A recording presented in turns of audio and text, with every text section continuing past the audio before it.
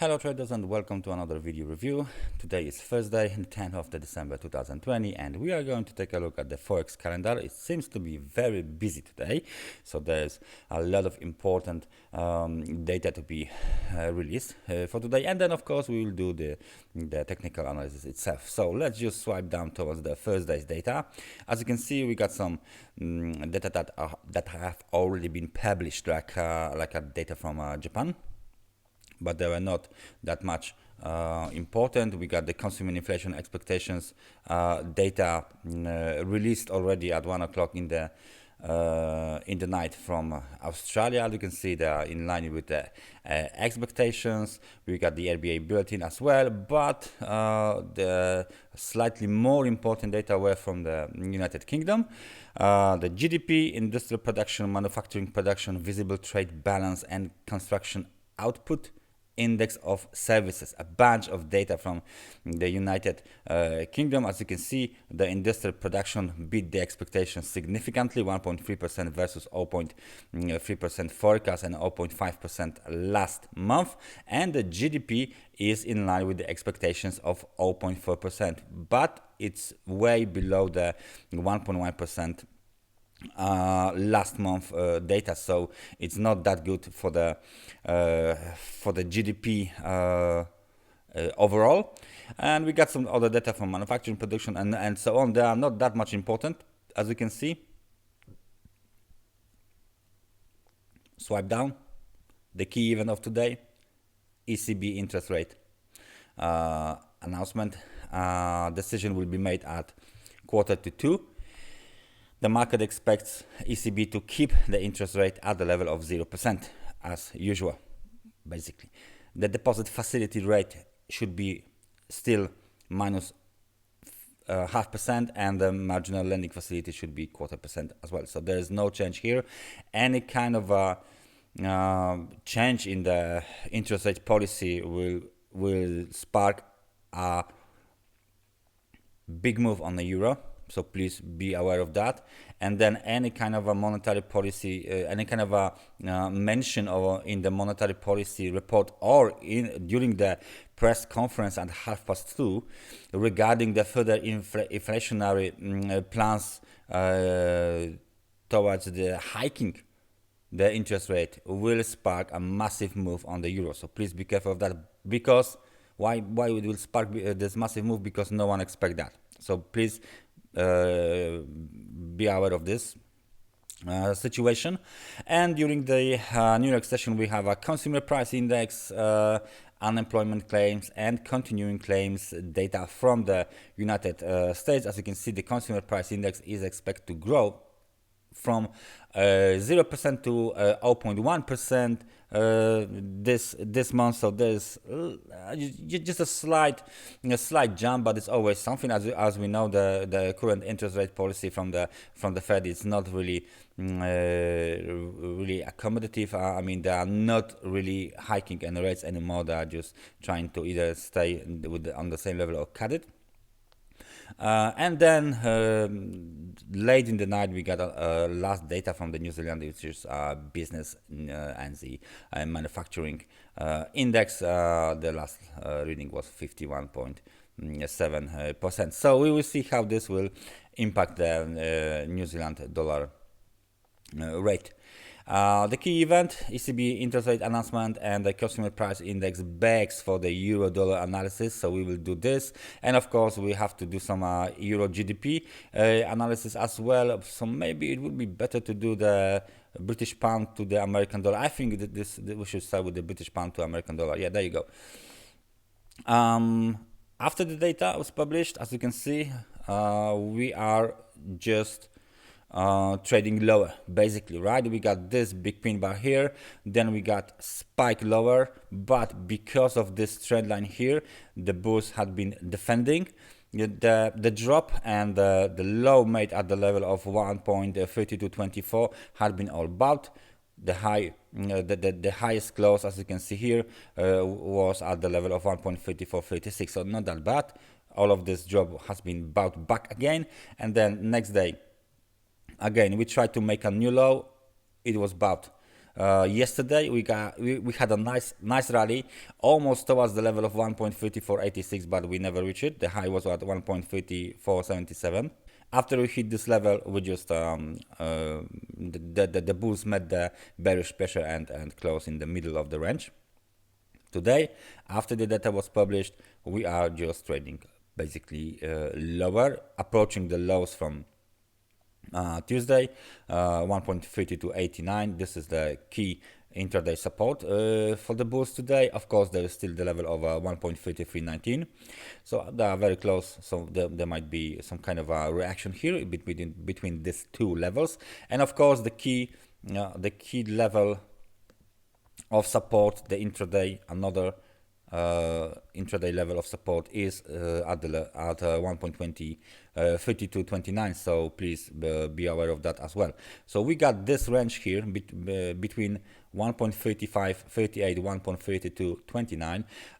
It's a kind of a wide range, but please remember we are still trading inside of this channel here, right? So if we break below this golden trend line and below 1.3229, then there's a high chance for the market to continue towards the level of 1.3115, which is somewhere at the lower trend line boundary, on this lower line. Let me just make it a little bit more visible. There you go. We do this. So what I'm talking about is this line. So if we will get there, of course we expect some kind of a bounce, because the market behaved like this before. So we expect a bounce. But if there is no bounce, 1.3006 pips is the next target for the bears. Of course, on the other hand, if the British pound would like to rally, then we have to break above the 1.3486 and 1.3538. So for now, the outlook is bearish. The market is coming off the levels around the 70 points on the RSI. We are approaching the level of neutral, which is 50. There is some room on the momentum to drop. So I think this battle of the trend line here will be the key for the further movement inside of this channel or out of this channel on the British pound. So that's the British pound for you guys. And I got something to say about the euro dollar ahead of the data. So please remember, right now we are just being pushed lower on the euro to dollar. As you can see, all of these upper shadows are indication of a bearish pressure. As you can see, the lower lows are being made and the lower highs are being made inside of this very short-term trend here. You might call it even a correction, because this is the last big move up, so this could be some kind of a correction on the daily time frame, but on the hourly or even 4-hour time frame chart, this could be some kind of a small downtrend. Anyway, to confirm that we are going lower, we have to break below 1.2013. So this is the key level right now for us to keep in mind, because any breakout below will definitely open the road towards 1.1916, and that's almost 100 pips lower already. So we got a couple of this kind of interesting pin bars, long upper shadows just ahead of the ECB interest rate decision. So as you can see, there is not much movement in the market right now. The volatility is a little bit subdued, but we have to still consider the fact that if the ECB will say or just hint something that market doesn't expect, we will get a massive move higher in the euro dollar. If the market will get disappointed or nothing new there will be anyway, so then it would we just stay inside of this kind of a corrective cycle a little bit longer, with possibility to to hit the 1.2013 support, because as you can see, after this breakout, this support has not been tested yet. So maybe the market participants would like to test it. And the last thing I would like to point out is gold. Let's do the gold analysis. As you can see, 50%, 1,762. We hit it, then we bounce towards this 1,848, 1,865, kind of a supply zone. There was a slight breakout higher, but then next day, boom, big red candle indicating that, hey, we are still guiding this zone here. This is the message from the bears, and right now we are way below this zone again. So let me just do some kind of a rectangle here. I hope it will be, there you go, it will be red. So this is a still important zone for the bears, and it's being recognized by the market. So the next target, 1,817. This is the next target for the bears, and as you can see, this line we have to get rid of already, and this is pretty much it. Still, the market of gold is being under the pressure, under the bearish pressure. So as long as the market trades below 1,865, there is no way to go higher towards 1,900. So this is the high here, and of course the downtrend is still being continued. The lower levels 1,817 and of course 1,762, the 50% of the Fibonacci retracement of the whole move up.